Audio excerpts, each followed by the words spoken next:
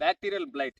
ఇప్పుడున్నటువంటి అధిక తేమ వాతావరణం వల్ల ఇలా అన్ని రకాల పంటలు దానిమ్మలో బ్లైట్ కావచ్చు, టమాటాలో బ్లైట్ కావచ్చు, లేదంటే వరిలో వచ్చేటువంటి శీతల్ బ్లైట్ కావచ్చు, లేదంటే మనకు సోయాబీన్‌లో వచ్చేటువంటి ఆకుమచ్చ, పసుపులో వచ్చేటువంటి మచ్చ తెగులు ఇవన్నీ కూడా జాంతోమోనాస్ అనేటువంటి గ్రూప్‌కి చెందినటువంటి బ్యాక్టీరియా వల్ల అన్ని రకాల పంటల్లో వేరు వేరు స్ట్రెయిన్స్ వల్ల బ్యాక్టీరియల్ ఇన్ఫెక్షన్ అనేది రావడం జరుగుతుంది. ఈ వీడియోలో మనకు ఈ బ్యాక్టీరియల్ బ్లైట్ అనేది ఎందుకొస్తది? ఇది ఎటువంటి వాతావరణ పరిస్థితిలో వస్తది చెప్పాం కదా! మనకు వాతావరణంలో తేమ ఎక్కువ ఉన్నప్పుడు మొక్క పైన దాడి చేస్తది. దీనికి పలానా మందులు వాడుకోవాలని చెప్పేసి అందరూ చెప్తుంటారు. కానీ అసలు ముందు జాగ్రత్తగా దీనికి వాడుకోవాల్సినటువంటి మందులేంటి? మొక్క యొక్క సెల్ఫ్ మెకానిజం సిస్టమ్ బ్యాక్టీరియాల మీద ఏ విధంగా పనిచేస్తది? దాంతో పాటుగా దీని యొక్క చర్యలు అంటే మొక్క పైన ఎటువంటి భాగాల పైన దాడి చేస్తది? ఇది ఎందుకు దాడి చేస్తది? దీనికి మనం వాడేటువంటి రెగ్యులర్ బ్యాక్టీరియాసైడ్స్ వల్ల కలిగేటువంటి నష్టాలేది? రైతుని ఏ విధంగా తీవ్ర నష్టాల పాలు చేస్తాయి? ఇలా పూర్తి డీటెయిల్స్ అన్ని కూడా ఈ వీడియోలో తెలియజేస్తాను. 100% ఒక 5 నిమిషాలు టైం కేటాయించుకొని ప్రతి రైతు కూడా ఏ పంట అయినా సరే 100% బ్యాక్టీరియల్ ఇన్ఫెక్షన్ అనేది ఉంటది. కాబట్టి ఇది ఏ రైతు చూస్తున్నా కూడా 5 నిమిషాలు టైం కేటాయించుకొని వీడియో పూర్తిగా చూడండి. 4 విభాగాల్లో ఇది ఏ విధంగా పనిచేస్తుంది, ఎక్కడ దాడి చేస్తుంది, ఎందుకు దాడి చేస్తుంది, ఏ మందు వాడుకోవాలి, ఇవన్నీ కూడా మీకు క్లియర్‌గా తెలియజేస్తాను. ఫస్ట్ ఆఫ్ ఆల్ ఈ జాంతోమోనాస్ అనేటువంటి బ్యాక్టీరియాని తీసుకుంటే ఇది మొక్క పైన దాడి చేస్తుంది. దాడి చేసినప్పుడు మొక్క యొక్క కణాలు అనేది బర్న్ అయిపోవడం వల్ల ఫ్లోయింగ్ సిస్టమ్ అనేది డ్యామేజ్ అయిపోవడం వల్ల కాయలు బలిపోవడం, ఆకులపైన బర్నింగ్ సెన్సేషన్ మచ్చలు రావడం, ఈ సెల్స్ అనేది పగిలిపోవడం వల్ల సెల్ యొక్క మెమరీన్ పగిలిపోవడం వల్ల కాయలపైన మచ్చలు ఏర్పడతాయి. ఇది మొక్క పైన ఎలా దాడి చేస్తుందో చూసుకుంటే మనం పంటలకు తీసుకొచ్చేటువంటి గాలి ద్వారా కావచ్చు, లేదంటే మనం వేరే బ్యాక్టీరియల్ బయట ఉన్నటువంటి పంటల్లో చేసినటువంటి పనిముట్లు కావచ్చు, వేరే ఇతర కారణం వల్ల మొక్క పైన దాడి చేసినప్పుడు మొక్క యొక్క పత్ర రంధ్రాల ద్వారా కానీ, లేదంటే మొక్క పైన అయినటువంటి ఏదైనా గాయాల వల్ల కానీ మొక్కలోకి జ్వరబడుతుంది.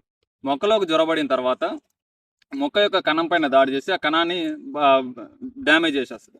డ్యామేజ్ చేసేసి దాంట్లో ఉన్నటువంటి ప్రోటీన్ తీసుకొని దీని యొక్క సంతతిని పెంచుకొని పూర్తిగా మొక్క అనేది డ్యామేజ్ చేయడం జరుగుతుంది. మనం దీని పైపాటుగా బ్యాక్టీరియాసైడ్స్ ప్లాంటోమైసిన్, కసుగోమైసిన్, ఒడలిమైసిన్, స్ట్రెప్టోమైసిన్ ఇలా బ్యాక్టీరియాసైడ్స్ స్ప్రే చేస్తాం. చేసినప్పుడు మనం కాపర్ సంబంధిత మందులు వాడుకుంటాం. ఇది చేసినప్పుడు ఏమైందంటే ఆ బ్యాక్టీరియా అప్పటి వరకు చనిపోతుంది. కానీ దాని యొక్క స్ట్రెయిన్స్ సిద్ధ బీజాలను విడుదల చేసి అది అప్పటికి కంట్రోల్ అయిపోతుంది. ఆ తర్వాత మళ్ళీ వాతావరణంలో తేమ పెరిగినప్పుడు ఈ స్ట్రెయిన్స్ అనేది మళ్ళీ మొలకెత్తుతాయి. ఈ సిద్ధ బీజాలని మళ్ళీ మొలకెత్తుతాయి. కాబట్టి దీనికి పర్మనెంట్ సొల్యూషన్ అంటూ ఉండదు. ప్రతి రైతు గుర్తుపెట్టుకోవాల్సింది ఏంటంటే ఇప్పుడు ప్రజెంట్ దానిమ్మ పంటలో, టమాటా పంటలో చూసుకుంటే బ్యాక్టీరియల్ బ్లైట్ వచ్చిన తర్వాత ప్రతి ఒక్క రైతన్న చేసే అతిపెద్ద పొరపాటు ఏంటంటే ఇది కంట్రోల్ కాదు, కంటిన్యూషన్‌గా 3 రోజులకు ఉన్న మందు కొట్టాలి, కొడుతూనే ఉండాలని చెప్పేసి కొడుతూనే ఉన్నారు. అయితే కొంతమంది బాసిల్లస్ సబ్‌స్టిట్యూట్స్ లాంటి స్ట్రెయిన్స్ వాడుకున్నా కూడా ఆళ్ళకి కూడా వీళ్ళకి 3 రోజులకోసారి వస్తే ఆళ్ళకి 4 రోజులకోసారి అటాక్ అయితుంది. దీనికి కారణం ఏందంటే ప్లాంట్ యొక్క సెల్ఫ్ మెకానిజం సిస్టమ్ అనేది యాక్టివేట్ అవ్వకపోవడం. అసలు దీన్ని ఎలా యాక్టివేట్ చేయాలి? అసలు మొక్క యొక్క సెల్ఫ్ మెకానిజం సిస్టమ్ ఎట్లా ఉంటదంటే మనకు ఉదాహరణకు ప్రతి ఒక్కరికి తెలిసిందే గూగుల్ 2 స్టెప్ వెరిఫికేషన్. ఒక అకౌంట్‌ని హ్యాక్ చేయాలంటే ఏ విధంగా అయితే 2 స్టెప్ వెరిఫికేషన్ ఉంటదో, మొక్కలో కూడా సెల్ఫ్ మెకానిజం సిస్టమ్‌లో 3 స్టెప్ వెరిఫికేషన్ ఉంటది. అంటే 3 దశలలో మొక్క యొక్క సెల్ఫ్ మెకానిజం సిస్టమ్ పనిచేస్తది. మొదటిదొచ్చేసి ప్రైమరీ ప్రైమరీ డిఫెన్స్ సిస్టమ్. ఇదేందంటే మొక్క లోపలికి ఏదైనా బ్యాక్టీరియా ప్రవేశిస్తున్నప్పుడు వెంటనే స్టొమాటోని మూసేస్తది. ఈ స్టొమాటోని మూసేసి ఇది జాగ్రత్తగా ఇనండి. మొక్క లోపలికి బ్యాక్టీరియా ప్రవేశించడాన్ని చూసినప్పుడు ఆటోమేటిక్‌గా దానికి అర్థం కాగానే వెంటనే స్టొమాటోని మూసేస్తది. మూసేసినప్పుడు అందులోకి రావడానికి ఉధృతి తగ్గుతది. Second PTI. ఈ పీటీఐలో ఏం చేస్తుందంటే మొక్కలో ఉన్నటువంటి కాల్షియం లెవెల్స్‌ని పెంచుతది. కాల్షియం లెవెల్‌ని పెంచడం వల్ల ఆటోమేటిక్‌గా సెల్ వాల్స్‌ని దృఢంగా మార్చడం, సెల్ వాల్స్‌ని దృఢంగా మార్చి మొక్క లోపల ఉన్నటువంటి కణాలని ఇది డ్యామేజ్ చేయకుండా కాపాడుతది. కాల్షియం అయాన్లను పెంచి. మూడో స్టెప్ ఈటీఐ. ఈ స్టెప్‌లో ఏం చేస్తదంటే మొక్క బ్యాక్టీరియా సోకినటువంటి కణాలని సొంతంగా సూసైడ్ సెల్స్‌గా మార్చేస్తది. అంటే వాటిని వేరే కణానికి సోకకుండా అక్కడే దాన్ని బర్న్ చేసేసి చంపేస్తది. ఇలా 3 స్టెప్స్ ద్వారా ఒక లిమిటేషన్ వరకు మొక్క తనను తాను కాపాడుకోగలుగుతది. ఇది దాటినప్పుడు మాత్రమే మొక్క పైన బ్యాక్టీరియా దాడి చేయడం జరుగుతుంది. కానీ ఈరోజు మనం కొట్టేటువంటి బ్యాక్టీరియా సైడ్స్ వల్ల ప్లాంటోమైసిన్, కసుగోమైసిన్, మన స్ట్రెప్టోమైసిన్, అధిక కాపర్ వల్ల ఈ సెల్ఫ్ మెకానిజం సిస్టమ్ అనేది డ్యామేజ్ అవుతది.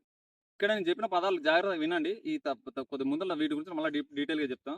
వీటిని వాడడం వల్ల ఏందంటే మనం ఏ విధంగా అయితే ఎక్కువగా యాంటీబయాటిక్స్ వాడితే ఎలాగైతే మన ఇమ్యూనిటీ పవర్ దెబ్బతింటుందో సేమ్ అలాగే ఈ యొక్క మెకానిజం సిస్టమ్ అనేది దెబ్బతింటది. దీన్ని అసలు ఏ విధంగా కంట్రోల్ చేయాలో చూసుకుంటే బ్యాక్టీరియా అనేది పొక్క పైన దాడి చేసి పత్రరంధ్రాల ద్వారా లోపలికి వెళ్ళిన తర్వాత చేసేటువంటి క్రియల్ని మనం న్యూట్రిషన్ పరంగా ఎదుర్కోవాలి. ఫస్ట్ ఆఫ్ ఆల్ ఈ బ్యాక్టీరియా ఎప్పుడు అట్రాక్ట్ అవుతుంది మొక్క పైన? ఈ ప్రాబ్లం ఎప్పుడు వస్తుందంటే సెల్ మెంబ్రేన్ అనేది సెల్ యొక్క వాల్ అనేది దృఢంగా లేనప్పుడు, వాతావరణంలో అధిక తేమ ఉండి మొక్కలో ఉన్నటువంటి శాప్ అంటే మొక్కల్లో ఉండేటువంటి రసం pH అనేది 6.5 కంటే కూడా తక్కువ అయినప్పుడు మొక్క పైన దాడి చేస్తది. ఈ pH అనేది ఎప్పుడు తగ్గుతుందంటే మనం చాలా మంది రైతులు చేసే అతిపెద్ద పొరపాటు ఏంటంటే కాయ వచ్చిన తర్వాత కాల్షియం వాడుతుంటారు. ఇప్పుడు ఫ్రూటింగ్ ఏర్పడిన తర్వాత మొగ్గలు వచ్చిన తర్వాత కాల్షియం వాడుతుంటారు. మొదటి దశలో కాల్షియం వాడరు. మనం వాడేటువంటి సిలిటెడ్ కాల్షియం అయినా, కాల్షియం నైట్రేట్ అయినా, కాల్షియం సల్ఫేట్ అయినా, ఏ న్యూట్రిషన్ అయినా సరే కాల్షియం అనేది మొక్కల్లో మొబిలిటీ తక్కువ. ఇది విత్తిన వెంటనే పనిచేయదు. కొంత టైం తీసుకొని దాని మొక్కల్లో దాని యొక్క ప్రభావాన్ని చూపిస్తది. రెండోదొచ్చేసి ఫాస్ఫరస్ అనేది మొక్క యొక్క మొదటి దశలో వాడుతుంటారు. దీనివల్ల పూతలొస్తాయి, వేర్లు బాగా పెరుగుతాయని మొదటి దశలో వాడుతుంటారు. ఫ్రూటింగ్‌కి వచ్చిన తర్వాత ఫాస్ఫరస్‌ని వాడరు. దీనివల్ల జరిగే నష్టం ఏందంటే, ఫాస్ఫరస్ అనేది మొక్కలో ఉన్నటువంటి శక్తిని, ఏటీపీస్‌ని తయారు చేసుకోవాలంటే 100% ఫాస్ఫరస్ అనేది అవసరం. కాబట్టి మొక్క యొక్క అన్ని దశల్లో ఫాస్ఫరస్ కావాలి. చాలా మందిలో ఏముంటదంటే, నేను అన్ని రకాల న్యూట్రిషన్ ఇస్తున్నా, అయినా కూడా నాకు ప్రాబ్లమ్ వస్తుంది. అన్ని రకాల న్యూట్రిషన్ ఇవ్వడం కాదు, అన్ని రకాల న్యూట్రిషన్ మొక్కకు ఉపయోగపడాలి. అలా ఇవ్వాలంటే దానికి ఒక న్యూట్రిషన్ క్రమశిక్షణ అనేది అవసరం. న్యూట్రిషన్ డిసిప్లిన్ అనేది అవసరం. అలా ఇచ్చినప్పుడు మాత్రం మొక్కలో అందుబాటులో ఉంటాయి. ఉదాహరణకు ఇక్కడ నేను చెప్పా కదా, మొక్క పైన బ్యాక్టీరియా దాడి చేసినప్పుడు టొమాటో క్లోజ్ అవ్వాలంటే ఫస్ట్ ఆఫ్ ఆల్ పొటాషియం అనే న్యూట్రిషన్ కావాలి. ఈ పొటాషియం ఉండడం వల్ల జరిగేటువంటి 3 రకాల ఉపయోగాలు చెప్తా. పొటాషియం ఇవ్వడం వల్ల ఒకటి స్టొమాటల్ యాక్టివిటీ పెరుగుతది. అంటే పత్ర రంధ్రాలు మూసుకోవడం, తెరుచుకునేటువంటి ప్రక్రియ మెరుగుపడుతది. దాంతో పాటుగా పొటాషియం అనేది మొక్కల్లో షుగర్స్‌ని ఎక్కువగా ట్రాన్స్‌పోర్ట్ చేస్తది. దానివల్ల కొత్తగా వచ్చినటువంటి ఇగుర్లలో కూడా సాప్ లెవెల్స్ అనేది కంటిన్యూటీ అవ్వడానికి ఉపయోగపడుతది. రెండోది కాల్షియం, బోరాన్, సిలికాన్. ఈ 3 రకాల న్యూట్రిషన్ ఏం చేస్తాయంటే సెల్ వాల్స్‌ని, అంటే ఇది ఎక్కడ దాడి చేస్తుంది బ్యాక్టీరియా? కణాల పైన దాడి చేస్తుంది. కణం యొక్క త్వచం అనేది దృఢంగా ఉన్నప్పుడు ఈ బ్యాక్టీరియా మొక్క పైన దాడి చేయలేదు. కాబట్టి ఎంతసేపు మందు కొట్టడం కాకుండా కాల్షియం, బోరాన్, సిలికాన్ ఈ 3 రకాల న్యూట్రిషన్ ఇవ్వడం వల్ల సెల్ యొక్క కణం అనేది దృఢంగా మారుతుంది. అప్పుడు ఆటోమేటిక్‌గా మొక్కే కాపాడుకుంటది తనని తాను. మీరేం మందు కొట్టాల్సిన అవసరం ఉండదు. సో, ఈ విధమైన మేనేజ్‌మెంట్ చేసుకోవాల్సి ఉంటది. కేవలం చిన్న చిన్న మందులు వాడుకుంటే సరిపోతది. మూడోదొచ్చేసి మొక్క యొక్క సెల్ఫ్ మెకానిజం సిస్టమ్ యాక్టివేట్ అవ్వాలంటే కాపర్, మాంగనీస్, జింక్ ఈ 3 రకాల న్యూట్రిషన్ అనేది అవసరం పడుతది. ఇక్కడ ప్రతి ఒక్క రైతన్న చూసుకోవాల్సింది ఏందంటే, అన్ని రకాల న్యూట్రిషన్ అవసరమే. కానీ ఈ దశలో ఎక్కువగా అవసరం ఉండే న్యూట్రిషన్ పొటాషియం, కాల్షియం, ఫా ఫాస్ఫరస్. దాంతో పాటుగా బోరాన్, సిలికాన్, మాంగనీస్, కాపర్, ఈ జింక్ ఈ రకాలైన న్యూట్రిషన్‌ని వాడుకోవాల్సి ఉంటది. ఇది మొక్కను బట్టి, వాతావరణాన్ని బట్టి, నేలను బట్టి, ఉన్న పోషకాల లభ్యతను బట్టి మారుతుంటది. దీనికి విషయంలో మాత్రం మీకు తెలుగు యువ రైతు టీమ్ అనేది మీకు కన్సల్టెన్సీ ఇస్తది. 100% మీకున్న వాతావరణ పరిస్థితులు, మీరు వాడే న్యూట్రిషన్ బట్టి అడ్డగోలుగా వాడకుండా తెలుగు యువ రైతు ఆధ్వర్యంలో మీరు వాడుకోండి. ఒకటే మాట చెప్తున్నా, మీరు తెలుగు యువ రైతు వాళ్ళు ఇచ్చేటువంటి ప్రొడక్ట్‌లు వాడినా, వాడకపోయినా, మీరు వాడాలని రూల్ ఏం లేదు. వాడకపోయినా మీకు 100% సొల్యూషన్ అనేది తెలుగు యువ రైతు అందిస్తది. మీరు బయట మార్కెట్‌లో కొనుక్కొని, నేను అక్కడే వాడుకోవడానికి అయినా నాకు సొల్యూషన్ చెప్పండి అంటే ఖచ్చితంగా చెప్తాం. ఎందుకంటే ఇది కేవలం సర్వీస్ మాత్రమే. మార్కెటింగ్ అయితే కాదు. కాబట్టి ఖచ్చితంగా ఎటువంటి సందేహం ఉన్నా కూడా తెలుగు యువ రైతు టీమ్‌ని కన్సల్ట్ అవ్వండి. ఇక ఈ సెల్ఫ్ యొక్క ఐఎన్ఎం ఇంటిగ్రేటెడ్ న్యూట్రిషన్ మేనేజ్మెంట్‌ని కంట్రోల్ చేసిన తర్వాత పైపాటుగా స్ప్రేయింగ్ చేసుకునే విషయంలోకి వచ్చినట్లయితే కాపర్ ఆక్సిక్లోరైడ్, ప్లాంటోమైసిన్, కసుగమైసిన్ ఇలాంటి కంటిన్యూషన్‌లో వాడకుండా మధ్య మధ్యలో చిల్లెటెడ్ కాపర్ లాంటివి వాడుకోండి. లేదు వీటన్నిటికంటే ఇంకా బెస్ట్ ఆప్షన్ చెప్పనా, బ్యాసిల్లస్ సబ్స్టిట్యూట్స్. ఈ ఏ ఏ ఏ మందైనా సరే, కెమికల్ ఏదైనా సరే కంటిన్యూషన్‌లో వాడడం వల్ల పురుగుల రెసిస్టెన్స్ పెరుగుతుంది. దాంతో పాటుగా మొక్క యొక్క రెసిస్టెన్స్ పవర్ అనేది తగ్గుతుంటది. అదే బ్యాసిల్లస్ సబ్స్టిట్యూట్స్ స్ప్రే చేయడం వల్ల ఉండే లాభం ఏంటో చెప్పనా?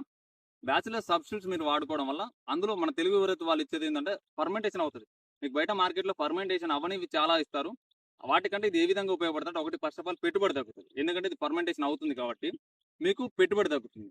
రెండవది వచ్చేసి ఈ బ్యాచిలర్ సబ్స్టిట్యూట్స్ జాంతోమోనాస్ పైన ఏ విధంగా పనిచేస్తుందంటే, ఇది ఫస్ట్ ఇటురిన్, సర్పెక్టిన్ ఇలాంటి మెటబలైట్స్ని రిలీజ్ చేస్తుంది.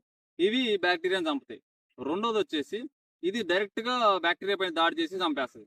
2 రకాల చర్యల ద్వారా ఉంటాయి. దాంతో పాటుగా మొక్క యొక్క సెల్ఫ్ మెకానిజం సిస్టమ్‌ని యాడ్ చేస్తది. ఇది లైవ్ బ్యాక్టీరియా ఇవ్వడం వల్ల.